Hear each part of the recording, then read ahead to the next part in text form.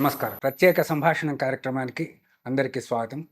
ఈరోజు మనతో సంభాషించడం కోసం ప్రముఖ పాత్రికేయులు, సీనియర్ పాత్రికేయులు, రచయిత, చరిత్ర పరిశోధకులు శ్రీ కట్టా శేఖర్ రెడ్డి గారు మనతో ఉన్నారు. వారు ఈ మధ్యనే తెలంగాణ చరిత్ర మూలాలు అన్న ఈ గ్రంథాన్ని వెలువరించారు. ఈ గ్రంథంలోని అంశాలు, ఈ గ్రంథంలో ఉన్న ముఖ్యమైన విషయాలు, దీని వెనుక జరిగిన పరిశోధన గురించి ఈరోజు వారితో మాట్లాడి మనం విశేషాలు తెలుసుకుందాం. నమస్కారం సార్. నమస్కారం. తెలంగాణ అస్తిత్వానికి, తెలంగాణ పరిశోధనలకి, తెలంగాణ చరిత్ర మూలానికి సాధికారికమైన రీసోర్స్గా ఈ పుస్తకం వెలువడిందని నేను భావిస్తున్నాను. అయితే తెలుగు, త్రిలింగ, తిలింగ, ఆంధ్ర శబ్దాలకి ఇప్పటికే దానిపైన చాలా పరిశోధనలు వచ్చాయి. చాలామంది రాశారు. అనేక రచయితలు కావ్యాల్లో కానీ, శాసనాల్లో కానీ, మిగతా గ్రంథాల్లో కానీ వెలువరించారు. ఇప్పుడు ఈ పుస్తకానికి ఉన్న రిలవెన్స్ ఏంటి? ఈ పుస్తకంలో మీరు వినూత్నంగా చెప్పిన అంశాలు ఏమిటి? ప్రధానంగా ఒక 2 సందర్భాలని మీకు చెప్పాను నేను. తెలుగు ప్రాచీన భాష అవునా కాదా? 2009లో తెలుగుకు ప్రాచీన భాష హోదా ఇచ్చినప్పుడు చెన్నై హైకోర్టులో ఒక తమిళ మేధావి తెలుగుకు ప్రాచీన హోదా ఎట్లా ఇస్తారు తమిళ భాషతో పాటు? తమిళ భాషకు అవమానం ఇది, వాళ్ళకు 1000 ఏళ్ల చరిత్ర కూడా లేదు అనే ఒక ఆర్గ్యుమెంట్ ముందు తెచ్చారు. అప్పుడు నాకు స్ట్రైకింగ్గా అనిపించింది ఏంటంటే, మన భాషకు 1000 ఏళ్ల చరిత్ర కూడా లేదా, మనకు ప్రాచీన హోదా అర్హత లేదా, why this was happening, so నిజంగా ఏం జరిగింది అని తెలుసుకోవాలన్న ఆసక్తి నాలో కలిగింది. రెండవది, నేను చదవడం మొదలుపెట్టిన తర్వాత, దీనికి సంబంధించిన మూలాల్లోకి వెళ్ళి చదవడం మొదలుపెట్టిన తర్వాత నిజంగానే మన వాళ్ళు నన్నయ్య దగ్గర మన భాష చరిత్రను, మన భాష ప్రారంభాలను నన్నయ్యతో మొదలుపెట్టి ఆ తర్వాత రాసినారు. భాషా చరిత్ర అంతా కూడా అట్లాగే నడుస్తుంది. దానికి ముందు అసలు తెలుగు అన్న పదమే లేదు అన్న ఒక వాదన బలంగా చేసినారు. క్రీస్తు శకము 1022 నుంచి 1040 ఆ ప్రాంతంలో నన్నయ్య మహాభారత రచన చేసినారు. ఆ కాలంలో రాజరాజ నరేంద్రుడు తెలుగులో మహాభారతం రాసి తెలుగు ప్రజలకందరికీ ఒక గొప్ప ఇతిహాసాన్ని ఇవ్వాలన్న సంకల్పాన్ని ప్రకటించాడు. నన్నయ్యని అడిగాడు. నన్నయ్య గారు కూడా తెలుగులో మహాభారతాన్ని రచిస్తున్నానని చెప్పి సంకల్పం రాసుకున్నారు. మహాభారతంలో ఉంది అదంతా. ఆయన తెలుగులో అడిగారు, నేను తెలుగులో రాస్తానన్నారు. కానీ అది ఆంధ్ర మహాభారతం అని బయటకు వచ్చింది. ఇక మన పండితులు అందరూ కూడా తెలుగుకు ముందు తెలుగు లేదు, తెలుగే ఆ తర్వాత క్రమంలో తెలుగు అయ్యింది, నన్నయ్య తెలుగు ఉపయోగించాడు, శ్రీనాథుడు తెలుగు ఉపయోగించాడు, తిక్కన శ్రీనాథుడు అందరూ కూడా తర్వాత తెలుగు అట్లా ఉపయోగించినారు. ఇది మన చరిత్ర ప్రాచీనతకు ప్రధాన అడ్డంకిగా ఉందన్న విషయం నాకు అర్థమైంది. నిజంగా లేదా, తెలుగుకు ముందు తెలుగు లేదా అని చూస్తే కొల్లలుగా ఆధారాలు లభించాయి. నిజమే, మన వాళ్ళు చాలామంది ఈ టాపిక్ మీద, ఈ సబ్జెక్ట్ మీద పరిశీలన చేసినారు, అధ్యయనం చేసినారు, రాసినారు. కానీ ఈ తెలుగుకు సంబంధించిన మూలధాతువును అంగీకరించే విషయంలో అందరూ కూడా దాటవేత ధోరణికి దిగారు. తెలుగే మొదటి పదము, తెలుగు ముందుది కాదు, తెలుగు అనేది తర్వాత వచ్చింది, త్రిలింగ అనేది కూడా తర్వాత వచ్చింది, ప్రతాపరుద్రుడి కాలంలో విద్యానాథుడు దాన్ని మొదటిసారి ఉపయోగించాడు, అది గొప్పగా ఉందని వాడుతూ వచ్చినారు. ఇట్లా వాదన చేయడం మొదలుపెట్టారు. ఈ వాదన అబద్ధం అనే విషయం చదువుతున్న కొద్దీ రుజువై, ఏ కారణం చేత చేసినారు, అప్పుడు పరిస్థితులు ఏంటి మనకెవరికి తెలియదు. కానీ తెలుగు కంటే ముందు ఇక్కడ ఒక తెలుగు ఉంది, తెలుగు జాతి ఉంది, తెలుగు భాష ఉంది. తెలుగులో రాయాలంటే కూడా భాష ఉండాలి, భాషా సంపద ఉండాలి, లిపి ఉండాలి కదా. నన్నయ్య నాటికి ఇవేవీ లేకుండా నన్నయ్య డైరెక్ట్గా రాయలేడు కదా. ఆ అంశాన్ని ఎందుకు విస్మరించారన్నది నాకు ప్రధానంగా నన్ను వెంటాడిన సమస్య. అక్కడి నుంచి సరే, ముందు ఏమేమి ఆధారాలు దొరుకుతాయి, మనం ఉత్తమాటలు చెప్పడం లాభం లేదు కదా. శాసనాధారాలు ఏమైనా దొరుకుతాయా, గ్రంథాధారాలు ఏమైనా దొరుకుతాయా, ఇతిహాసాలు పురాణాల్లో ఏమైనా దొరుకుతాయా వెతకాలి. ఇది ఒక ప్రధానమైన అంశం నాకు. రెండవది, ఆంధ్రులు మొత్తం సాహితీ ప్రపంచాన్ని, ఈ పుస్తకాల మకుటాలని అన్నిటినీ ఆక్రమించిన ఆంధ్రం అన్నది ఎక్కడి నుంచి వచ్చింది, ఆంధ్రులు ఎవరు, తెలుగు జాతి ఎవరు, తెలుగు ప్రజలు ఎవరు, దీనికి సంబంధించి కూడా మన చరిత్ర రాసిన ఆంధ్రుల సాంఘిక చరిత్ర రాసిన వాళ్ళు కానీ ఆంధ్రుల చరిత్ర రాసిన వాళ్ళు కానీ అందరూ రాసిన ప్రస్తావన ఏంటంటే ఆంధ్ర జాతి వేరు, తెలుగు జాతి వేరు. ఈ రెండు వేరు జాతులు. ఆంధ్ర జాతి వచ్చి తెలుగు జాతితో ఘర్షణ పడి కలిసిపోయి విడిపోయి విడివిడిగా ఇక్కడే స్థిరపడిపోయి తెలుగు భాషను ఆంధ్రులు యాక్సెప్ట్ చేసినట్టుగా బిఎస్ఎల్ హనుమంతరావు రాసినాడు. చాలామంది రాసినారు. దానికి ఆధారభూతమైన ప్రస్తావనలు ఏమి వాళ్ళు కూడా మెన్షన్ చేయలేదు. కానీ అందరూ ప్రస్తావించింది ఏంటంటే రెండు వేరు జాతులు తెలుగు వేరు, తెలుగు జాతి వేరు, ఆంధ్ర జాతి వేరు అని భావిస్తున్నారు అని రాసినారు వాళ్ళే. భాష ఒకటే కానీ ఆంధ్రులు బయట నుంచి వచ్చి ఇక్కడ రాజకీయ ఆధిపత్యం సంపాదించి తెలుగు ప్రజలపై గెలిచినప్పటికీ ఆంధ్రులు తెలుగు భాషను స్వీకరించి ఇక్కడే ఉండిపోయారు అనేది రాసినారు, వాళ్ళే రాసినారు. ఇప్పుడు మీరు దీంతో ఒక కొత్త వివాదం సృష్టిస్తున్నట్టుంది. ఇది మీకు నేను అవన్నీ కోట్ చేసిన. నేనెక్కడ ఆకాశం నుంచి గాలి నుంచి పుట్టించినవి కాదు. ఆంధ్ర ప్రాంతపు మేధావులు చరిత్రకారులు యథాలాపంగా ప్రస్తావించిన అంశాలనే నేను అందులో రాసిన. అప్పుడు మరి తెలంగాణ ప్రాంతంలో కూడా సురవరం ప్రతాప్ రెడ్డి కానీ మిగతా వాళ్ళు కానీ ఆంధ్ర శబ్దాన్ని వాడారు కదా, నిజామాంధ్రం అని కూడా వాడారు కదా, నిజామాంధ్ర మహాసభలే జరిగాయి. ఆయన ఆంధ్ర సాంఘిక చరిత్ర రాశారు. అందుకని ఈ ప్రాంతంలో కూడా ఆంధ్ర శబ్దాన్ని వాడారు కదా, దాన్ని ఎట్లా భావిస్తారు? ఇప్పుడు రెండు జాతులు కొన్ని వేల సంవత్సరాల పాటు 2.5 సంవత్సరాలు క్రీస్తుపూర్వం నుంచి క్రీస్తుపూర్వం 5వ శతాబ్దం నుంచి ఇప్పటిదాకా కొన్ని వేల సంవత్సరాల పాటు కలిసి ప్రయాణం చేసినారు, కలిసి నడిచినారు. వీరు వారిని ఆక్రమించారు, వారు వీరిని ఆక్రమించినారు. చరిత్ర అంతా మనం చూస్తూనే ఉన్నాం. ఆ విడివిడిగా జీవించే ప్రయత్నంలో పేర్లు ఒకరి పేరును ఇంకొకరు స్వీకరించడం అనేది జరిగి ఉండొచ్చు. తెలంగాణనే ఉంది. తెలంగాణ ఎగ్జాంపులే తీసుకుందాం. తెలంగాణ సాయుధ పోరాట కాలంలో ఈ సంఘానికి ఏం పెట్టుకున్నాం మనం? ఆంధ్ర మహాసభ అని పెట్టుకున్నాం. ఎందుకు అంటే అక్కడ ఆంధ్ర మహాసభ ఆల్రెడీ మనకన్నా ఒక 15 సంవత్సరాల ముందుగా ఆంధ్ర మహాసభ ఏర్పడి మద్రాసు రాష్ట్రం నుంచి విడిపోవడం కోసం ఒక ఉద్యమం చేస్తూ ఉంది. స్వరాష్ట్ర ఉద్యమం, తెలుగు ప్రజలకు ఒక సొంత రాష్ట్రం కావాలని కొట్లాడుతూ ఉంది. ఆ ఉద్యమ స్ఫూర్తితోటి ఇక్కడ కూడా ఆంధ్ర మహాసభని పెట్టుకున్నాం. ఆ తర్వాత విశాలాంధ్ర కూడా వచ్చింది. ఇవన్నీ జరిగినాక ఎందుకు తెలంగాణ వాదం ముందుకు వచ్చింది? తెలంగాణ వాదం ముందుకు వచ్చిందంటే ఆంధ్ర అన్నది కూడా ఒక ఆధిపత్యవాదంగా తమిళ ప్రాంతంలో మద్రాసు రాష్ట్రంలో ఉన్నప్పుడు ఆంధ్ర సోదరులంతా కూడా ఇడ్లీ సాంబార్ గోబ్యాక్ అని, మా ఉద్యోగాలు మీరంతా లాగేసుకుంటున్నారని తమిళులకు వ్యతిరేకంగా పెద్ద ఎత్తున ఉద్యమం చేస్తారు. అదే ప్యాటర్న్ ఇక్కడ వచ్చింది. వాళ్ళు 1953కి ముందు 1945 నుంచి 53 ఆ ప్రాంతంలో వాళ్ళు ఏ నినాదాలు అయితే చేసినారో 1955 తర్వాత 53 తర్వాత మనం కలవాలన్నప్పుడు వ్యతిరేకించినాం.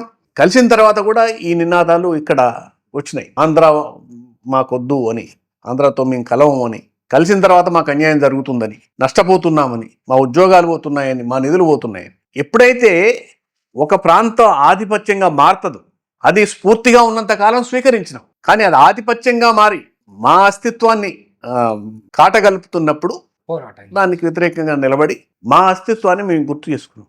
అంతే, అంతకుమించి ఒక లాజిక్ లేదు. వాళ్ళు ఎట్లయితే తమిళాధిపత్యము దానికి వ్యతిరేకంగా ఎట్లయితే పోరాడి ఆంధ్రను సాధించుకున్నారో ఇక్కడ కూడా ఆంధ్ర ఆధిపత్యానికి వ్యతిరేకంగా తెలంగాణ అందుకని పేర్లు ఓవర్లాప్ కావడం అనేది జరుగుతుంది. ఎప్పుడు అది అస్తిత్వానికి ఒకరి అస్తిత్వాన్ని ఒకరు సవాలు చేయనంత వరకు, ఒకరి అస్తిత్వాన్ని ఒకరు మట్టి కలపనంత వరకు, ఎప్పుడైతే నువ్వు కాలరాసే ప్రయత్నం ఇంకొకరి అస్తిత్వాన్ని కాలరాసే ప్రయత్నం చేస్తావో అప్పుడు డెఫినెట్గా దానికి ప్రతిఘటనగా ఇంకొక అస్తిత్వం లేస్తుంది. తెలంగాణ అస్తిత్వం అట్లనే బయటకు వచ్చింది.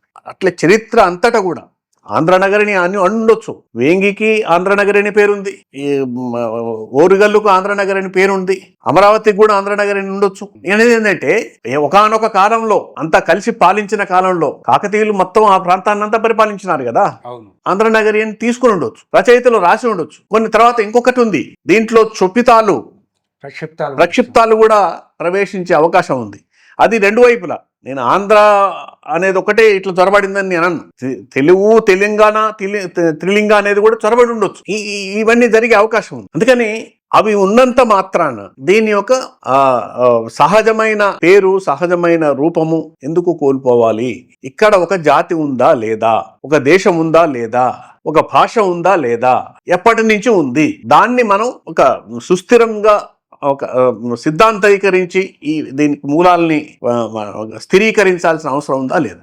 అట్లనే ఈ ప్రయత్నం మొదలుపెట్టి, అంతకు మించి నిజానికి నేనేం భాషా పండితుడిని కాదు, చరిత్ర పరిశోధకుని కాదు, కేవలం జర్నలిస్టిక్ క్యూరియాసిటీ, ఆసక్తి కొద్దీ ఈ ప్రశ్నలు, నా ముందు తలెత్తిన ప్రశ్నలకు సమాధానం వెతుక్కుంటూ పోయాను.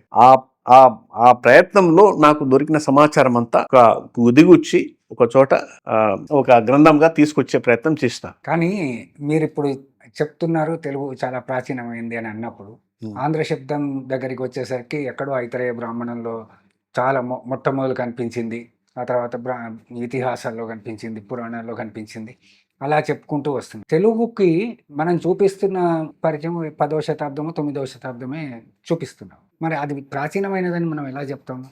అక్కడే వాళ్ళు చాలామంది చరిత్రకారులు ఐతరేయ బ్రాహ్మణంలో అంధకులు అనే పదమే, ఆంధ్ర లేదు, అంధకులు అంటే గుడ్డివాళ్ళు అని కూడా చెప్పడానికి లేదు. అంధకులు అనేది అంధ, పులింద, శబర, మూతివ. విశ్వామిత్రుడు తన కొడుకులకు ఇచ్చిన శాపం వల్ల ఆ శాపగ్రస్తులు వీళ్ళు. ఆయన తన కొడుకుల్లో ఒక 50 మందికి శాపం పెట్టాడు. దాన్ని ఆంధ్రగా అన్వయం చేశారు.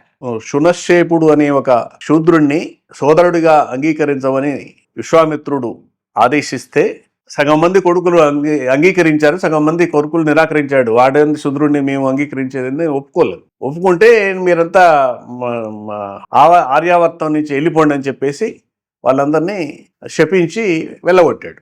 వింధ్యా పర్వతాల దగ్గరకు వచ్చి వింధ్యా పర్వతాల నుంచి ఇటు వచ్చినారని. దీని అర్థమైంది, ఆంధ్ర అనే ప్రజానీకం ఇక్కడి వాళ్ళు కాదు, ఎక్కడి నుంచో వచ్చారని. ఇంకొక వాదన కూడా ఉంది, అక్షు నది తీరం నుంచి వచ్చినారు వీళ్ళు. అక్కడ విశ్వామిత్రుడు అక్కడ ఉన్నాడు, అక్షు నది తీరం నుంచి వచ్చినాడు. అక్షు నది ఎక్కడ ఉంది? ఆఫ్ఘనిస్తాన్ ఆ కొండలకు ఆవాల వైపున ఉంటుంది అక్షు నది.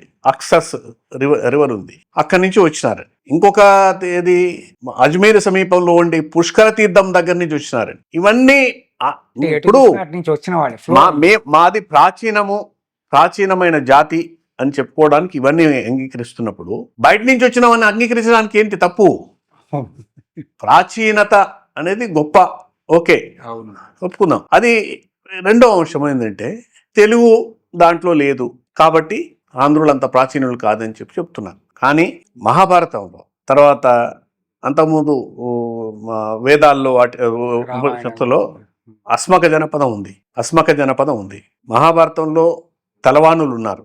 తలవానుల ప్రస్తావన ప్రతిసారి విదర్భ, ఆంధ్ర, కళింగ, తలవాన ఈ వరుసలో సందర్భంలో ప్రస్తావించారు మహాభారతంలో. కనీసం ఒక 6 సార్లు తలవానుల ప్రస్తావన ఉంది. వీళ్ళెవరు అనే ఆలోచన ఎందుకు చేయలేదు? తలవానులు తెలుగు ప్రజలే అని చెప్పేసి థామస్ షేఫర్ అనే ఒక పాశ్చాత్య పండితుడు, పరిశోధకుడు రాసినాడు. అంటే మహాభారత కాలం నాటి జాతులను విశ్లేషిస్తూ ఆయన ఒక థీసిస్ రాసినాడు. అందులో తలవానులు తెలుగు ప్రజలే అని రాసినాడు. దాన్ని ఎందుకు పరిశీలించలేదు? ఎందుకు ఇగ్నోర్ చేసినాము? దాంట్లోనే తలవరులు అనేది కూడా ఉంది. ఒక చోట తలవరులు కూడా మహాభారత యుద్ధంలో పాల్గొన్న జాతుల్లో తలవరుల జాతి కూడా ఉంది. దాన్ని ఎందుకు పరిశీలించలేదు? తెలుగుకు మూల పదం అయి ఉండొచ్చు కదా. తర్వాత బౌద్ధ వాగ్మయంలో తెలివాహ ప్రాంతం, గోదావరిని తెలివాహ ప్రాంతంగా వర్ణించారు. నాకు అదే అనుమానం వచ్చింది, తెలివాహ అనే పేరు ఎక్కడి నుంచి వచ్చింది? సంగనబట్ల నరసయ్య గారు రాసినారు. యాక్చువల్గా అది నా ప్రపోజల్ కాదు, నేను సంగనబట్ల నరసయ్య గారు ఒక పత్రం రాసినారు. ఆ పత్రంలో ఆయన ప్రపోజ్ చేసినారు, తెలివాహ తీర ప్రాంత వాసులే తెలుగు ప్రజలు అని. ఇవన్నీ కూడా తెలుగు ప్రజల చరిత్రలో భాగం కాదా? మీరు ఇంకో మాట అన్నారు, తలవాన్లు అంటే తాటివనాలు ఉన్న ప్రాంతం అనేది తాళవనం అనేది. తాటివనాలున్న ప్రాంతం, ఎంత ప్రాంతం మరి నీకు ఇక్కడున్న తాటివనాలు ఎక్కడున్నాయి? ఈ నుంచి అక్కడ తమిళనాడు దాకా తాటివనాలు విపరీతంగా ఉన్న ప్రాంతం ఇది. ఇట్లా అనేక ఆధారాల్ని వాటిల్లో, అంటే ఇతిహాసాలు పురాణాలకు సంబంధించిన దాంట్లోనేమో వీటిని వదిలేసినారు ఉద్దేశపూర్వకంగా. రెండవది ఏం చేసినారు, ఇవన్నీ వదిలేద్దాం. మెగాస్తనీస్ ఏం చెప్పినాడు, మదగలింగ అనే ఒక పదం ఉపయోగించారు ఇండికా అనే గ్రంథం. అది తెలంగాణకు సంబంధించిన తెలుగుకు సంబంధించిన ప్రస్తావన అని చెప్పేసి 3 లింగాల ప్రదేశం అని ఇండికాను అధ్యయనం చేసిన పండితులంతా ఇది రాబర్ట్ కాల్డ్వెల్ కానీ కానింగ్హామ్ కానీ తర్వాత విలియం కేరీ అనేక మంది పండితులు తీర్మానించినారు. దాన్ని కాదన్నారు. నో నో అది కాదు, ఈ ప్రాంతానికి సంబంధించిన అన్వయం కాదు అని మాట్లాడి ఎల్డర్ ప్లీనీ ఇది త్రిలింగ దేశమే అని చెప్పినాడు. ఎల్డర్ ప్లీనీ టోలెమీ చెప్పినాడు, త్రిలింగానని చెప్పినాడు. ఇవన్నీ క్రీస్తు శకము 1, 2, 3 క్రీస్తు పూర్వము. ఆయన మెగస్తనీషము క్రీస్తు పూర్వము. ఈ ప్లీనీ టోలెమీ అన్ని మొదటి సెంచరీల్లో మాట్లాడిన మాటలు. మరి ఇవాద మీకు ఒక ఐత్తరేయ బ్రాహ్మణంలో దొరికిన ఒకే ఆధారాన్ని పట్టుకొని మాది మాది మాది అని మీరు ఘనంగా చెప్పుకునేటప్పుడు ఈ తెలుగు ప్రాంతానికి సంబంధించిన ఆధారాలు ఏం దొరికినా కానీ ఎందుకు స్వీకరించలేదు, వాటిని ఎందుకు ఇగ్నోర్ చేసినారు, ఎందుకు విస్మరించినారు అనేది నా పాయింట్. ఇప్పుడు మీరు తర్వాత ఆంధ్ర అన్న పదం ప్రస్తావన ఎక్కడ లేదు, అంధానే ఉంది. అంధ అనేదాన్ని ఒప్పుకున్నప్పుడు తెలివాహ తాలవన అనేదాన్ని ఒప్పుకుంటే ఏమిటి నష్టం, ఎందుకు స్వీకరించలేదు? ఆంధ్ర అయినప్పుడు తాలవన తెలివాహ తెలుగు ఎందుకు కాకూడదు? అట్లా ఎందుకంటే ఇప్పుడు క్రీస్తు పూర్వం 3000 BC నాటి భారత మ్యాప్ నేను చూశాను. అప్పటి నుంచి కూడా వీళ్ళు చూపించే ఆంధ్రప్రదేశ్ అనే మ్యాప్కి దీనికి ఏ రోజు కూడా కలిసి ఉన్నట్టు మనకి కనిపించదు. ఈ ప్రాంతం ఆ పేరు ఏదైనా ఉన్నప్పటికీ కూడా ఇది ఆంధ్ర అనే శబ్దం వచ్చినప్పటికీ పైన భాగాన్ని దీంట్లో కలిపి చూపించరు. అది దక్కన్లో కానీ లేకపోతే దీంట్లో కానీ మహారాష్ట్రలోనూ కానీ విడిగా కనిపిస్తుంది, లేదా ఇంకో రకం కనిపిస్తుంది. ఈ ప్రకారం ఇప్పుడు మీరు చెప్తున్న దాని ప్రకారం తెలుగు ఇప్పుడు దీంట్లో నాకు తెలిసి 8వ శతాబ్దం నుంచి మీరు చాలా ఆధారాలు చూపించారు తెలుగు వ్యుత్పత్తికి. మీరు ఎంత ప్రాచీనమైందని మీరు అనుకుంటున్నారు? తెలుగు భాష తమిళ భాషకు ఎంత ప్రాచీనత ఉందో తెలుగు భాషకు అంత ప్రాచీనత ఉంది. ఒక విషయం చెప్పనా, తమిళ భాష వ్యాకరణ గ్రంథం అగత్యం పేరు విన్నాం కదా. అగత్యంలో తెలుంగం అని భాషావాచకంగా తెలుగును వాడినాడు. దానికి ఏం చెప్తారు, అది ఇంకా గ్రంథము దొరకలేదు, ఆధారభూతమైన గ్రంథం దొరకలేదు, దాన్ని మేము ఎట్లా యాక్సెప్ట్ చేస్తామంటారు. మీకు మిగతా అన్ని గ్రంథాలు దొరికి యాక్సెప్ట్ చేసినారా? తొలికాప్యంలో తెలుంగం అన్న ప్రస్తావన ఉంది, తెలింగం అన్న ప్రస్తావన ఉంది. ఇవి రెండు కూడా తమిళ ప్రాచీన వ్యాకరణ గ్రంథాలు, పోయిటరీకి సంబంధించిన గ్రంథాలు కదా. వాటిల్లో ఉన్నప్పుడు మరి ప్రాచీనమైంది కాదా, పురాణమైంది కాదా? ఓకే, పురాణాలు బ్రాహ్మణాల్లో ఉంటేనే గొప్ప, మరి పురాణాల్లో ఉంటే గొప్ప కాదా? 5 పురాణాల్లో కనిపిస్తున్నది, ఎందుకు రాయలేదు? ఇప్పటివరకు చాలా మంది ఈ అంశం మీద మీరు చెప్పినట్టు పరిశోధన చేసిన మాట వాస్తవమే, కానీ అసలు ఈ ఆధారాలన్నింటినీ ఎందుకు కుప్పబోయలేదు, ఒకచోటికి తీసుకురాలేదు? తెలుగు ప్రశస్తిని ఎస్టాబ్లిష్ చేయడానికి అవసరమైన ఈ ఆధారాలు ఇన్ని ఉండగా ఎందుకు విస్మరించారు? బ్రహ్మాండ పురాణం, మత్స్య పురాణం, వాయు పురాణం, స్కంద పురాణం, పద్మ పురాణం ప్రాచీనత కాదా? అది క్రీస్తు శకం 8వ శతాబ్దం ఏంది? పురాణాలు ఎప్పటి? 1200 పైన, క్రీస్తు పూర్వం 1200. మరి పురాణాల్లో ఉన్నది ప్రామాణికం కాదా? దాన్ని ఎందుకు విస్మరించారు? పోనీయా అంత క్రీస్తు పూర్వం కూడా కాకపోవచ్చు, క్రీస్తు శకం మొదటి సంవత్సరాల్లోనే కావచ్చు, కానీ 8 కంటే ముందు ఉంది కదా. తర్వాత ఇంద్రవర్మ పర్లా శాసనం తిరులింగం నుంచి వచ్చిన ఒక పంతులు గారికి భూమి దానం చేసినట్టుగా రాసుకున్నాడు ఆయన. తర్వాత కడప జిల్లా కమలాపురం దగ్గర కలమల్ల శాసనం 583 నాటి శాసనం తెలుగు భాషలో ఉంది. తెలుగు శాసనం తెలింగానే ప్రస్తావన లేకపోవచ్చు, కానీ తెలుగు భాష ఉందా లేదా? మరి అది ప్రాచీనం ఉంది కాదా? తర్వాత బాదామి చాళుక్యుల శాసనాలు తెలంగాణ శాసనాలన్నింటినీ ఒక వాల్యూమ్స్గా ప్రకటించింది. దాంట్లో 3 శాసనాలు బాదామి చాళుక్యుల శాసనాలు. బాదామి చాళుక్యులు సంస్కృతంలో వేసినారు, తెలుగులో వేసినారు, తెలుగు అనడంలో వేసినారు శాసనాలు. 3 శాసనాలు వేసినారు తెలుగులో. మరి బాదామి చాళుక్యులు ఏ కాలం వాళ్ళు? బీచుపల్లి దగ్గర దొరికిన శాసనం క్రీస్తు శకం 6వ శతాబ్దాన్ని అని చెప్తున్నారు. వాడపల్లి దగ్గర దొరికిన శాసనం క్రీస్తు శకం 6వ శతాబ్దాన్ని అని చెప్తున్నారు. దేవవర్మ శాసనం. అంటే నేను ఇంకా శోధించింది పాక్షికమే. This is draft history. నేను జర్నలిస్ట్గా చెప్తున్నా, అంగీకరిస్తున్నా. This is draft history. What I have done is draft history. There is lot to be done. చాలా ఉంది దీని మీద. మీరు దీంట్లో పర్షియన్ రచయితల గురించి కూడా పర్షియన్ రచయితలు పేర్కొన్న త్రిలింగ శబ్దాలను కూడా దీంట్లో ప్రస్తావించారు. పర్షియన్ రచయితలు. ఆ, అంటే వరుసగా ఇంకా మీకు ఆ నుంచి నాకు దొరికిన ప్రతి సందర్భాన్ని తీసుకొచ్చి దాంట్లో పెట్టాను. తర్వాత ఆధునిక చరిత్రలో కూడా అసలు హైదరాబాద్ స్టేట్ అని ఉంది కానీ, నిజాం స్టేట్ అని ఉంది కానీ తెలంగాణ లేదు. 1764లో షాజహాను ఔరంగజేబుకి ఇచ్చిన ఫర్మానాలు ఏముంది, తెలంగాణతో పాటు బేరారు, బీదరు అవన్నీ నువ్వు చూసుకోవాలని చెప్పి ఆయన ఫర్మానా ఇచ్చి పంపించినాడు. అప్పుడు ఆంధ్ర శబ్దం లేదు. మరి అట్లా చాలా ఉన్నాయి, చాలా ప్రస్తావనలు ఉన్నాయి. అందుకని తెలంగాణ నేను ఇవన్నీ చరిత్ర అంతటా ఉన్నాయి. ప్రాచీన కాలం నుంచి భాష ఉంది, ప్రస్తావనలు ఉన్నాయి, తెలంగ ప్రస్తావనలు ఉన్నాయి. ఇంకొక ఆశ్చర్యకరమైన విషయం ఏంటంటే మన చుట్టూ ఉన్న తమిళ, కన్నడ, మరాఠీ, ఒరిస్సా ఈ అన్ని భాషల్లో ఉన్న శాసనాల్లో రాజప్రశస్తి శాసనాలు చాలా ఉన్నాయి. వీళ్ళందరూ కూడా తెలుగులపై విజయం సాధించామనో, తెలుగులపైన ఓడిపోయామనో రాసుకున్నారు తప్ప ఎవరు కూడా ఆంధ్ర గురించిన ప్రస్తావన చేయలే.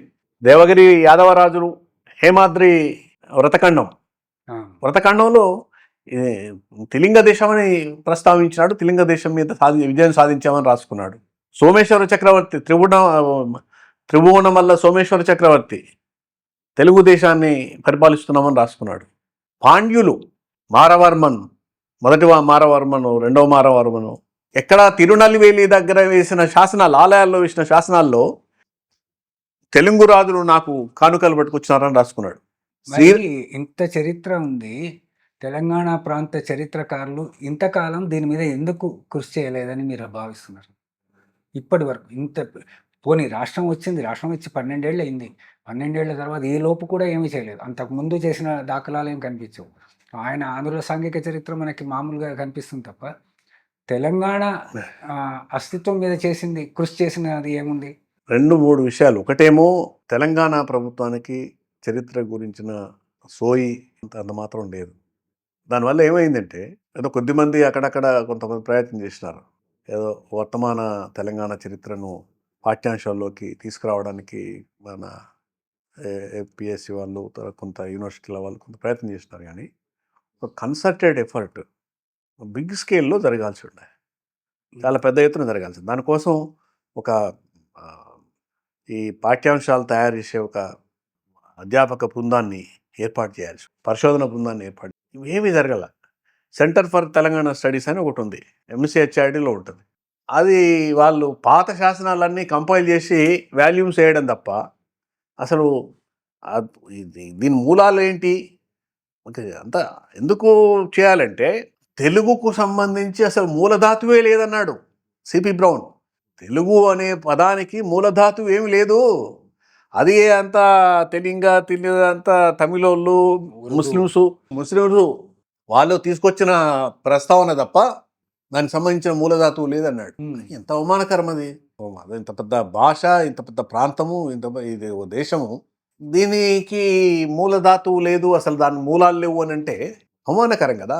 దాన్ని ఖండించడం కోసమైనా సరే, అది తప్పు అని చెప్పడం కోసమైనా సరే ఒక పెద్ద ప్రయత్నం జరగాలి. అది జరగకుండా ఏం చేసినారు, ఒకలాభరణం రామకృష్ణ గారి నాయకత్వంలో ఒక తెలంగాణ చరిత్రను ఒక పుస్తకం తీసుకొచ్చి ఇంకెవరెవరో ఒక 6 మంది చేసినారు.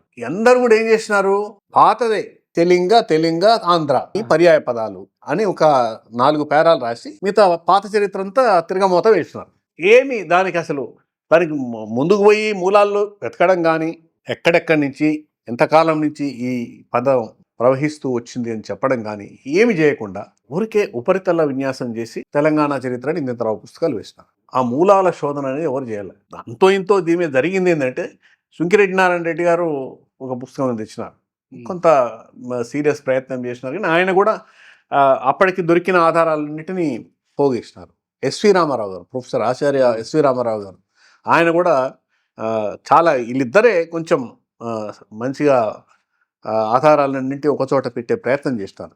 తెలుగుకు సంబంధించిన ఆధారాలన్నీ ఒకచోట పెట్టి, కానీ వారిద్దరు శోధించిన దానికంటే, వారిద్దరు కాలంలో తెలిసిన దానికంటే అనేక విషయాలు ఇప్పుడు కొత్తగా వచ్చినాయి. వీటన్నింటినీ గుదిగుచ్చి వీటిని వర్గీకరించి వీటిని ఒక ఒక మన భాషా చరిత్ర, తెలుగు భాషా చరిత్రలో వీటన్నింటినీ పొందుపరచవలసిన అవసరం ఉన్నది, తీసుకురావాల్సిన అవసరం ఉన్నది. నాకు ఒక చిన్న డౌట్ సార్. త్రిలింగ శబ్దాన్ని ఆంధ్ర ప్రాంత రచయితలు కూడా కొద్ది విస్మరించినట్టు దాన్ని కూడా వాళ్ళు ఉపయోగించారు వాళ్ళ కావ్యాల్లో కానీ మిగతా చోట్ల. మీరు కూడా దీంట్లో కొంతమంది పేర్లు విశ్వనాథ కానీ మిగతా వాళ్ళ గురించి చెప్పుకుంటూ వచ్చారు.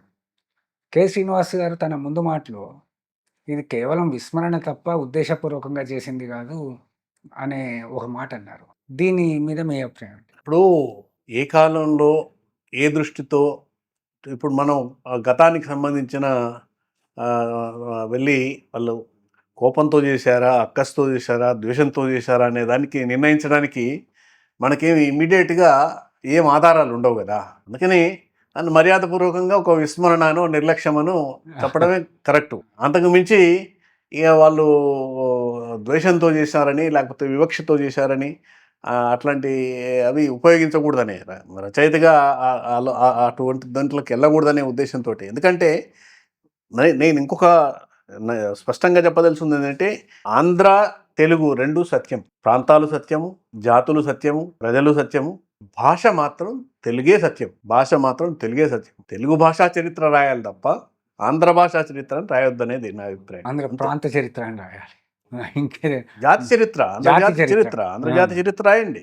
భాషా చరిత్ర మీరు ఆంధ్ర భాషా చరిత్రను రాయడం అనేది అది అర్ధరహితంగా ఉంటుంది. ఆంధ్ర అనేది భాష కాదు, భాషావాచకం కాదు, జాతీయవాచకం, దేశవాచకం. అట్లా అన్ని చోటకి ఇప్పుడు మనం ఇక్కడ మనం కూర్చొని మాట్లాడడం కాదు.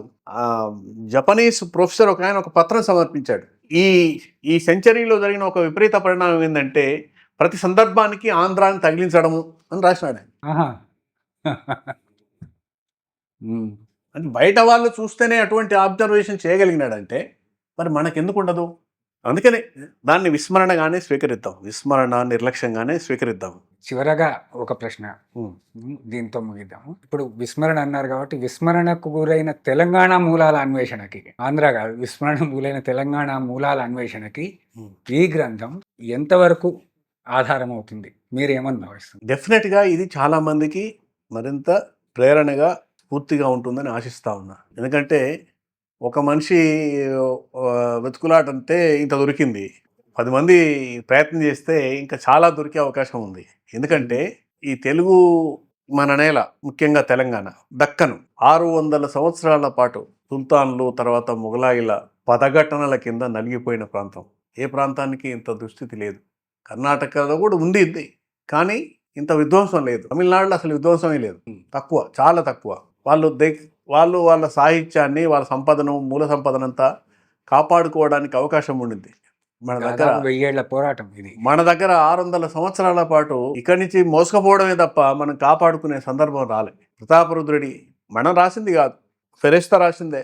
5 మైళ్ళ పొడవున అంబారీలు ఇక్కడి సంపద, పుస్తకాలు, సంపద అంతా అంబారీల మీద వేసుకొని 5 మైళ్ళ పొడవున పోతా ఉంటే ఇవన్నీ ఒంటెలు నడుములు వంగిపోయినాయి అని చెప్పేసి రాస్తే ఏమేం పోయినాయో, ఇక్కడ సాహిత్యం ఏం పోయిందో తెలియదు, మిగతా మూల సంపద ఏం పోయిందో తెలియదు. మరి ఇక్కడ అనేక మంది, వేములవాడలో గొప్ప సాహిత్యం సృష్టించబడింది, ప్రతాపరుద్రుని కాలంలో సాహిత్యం సృష్టించబడింది, రాచకొండ ప్రభువుల కాలంలో సాహిత్యం సృష్టించబడింది, అణవేమారెడ్డి దగ్గర సాహిత్యం సృష్టించబడింది.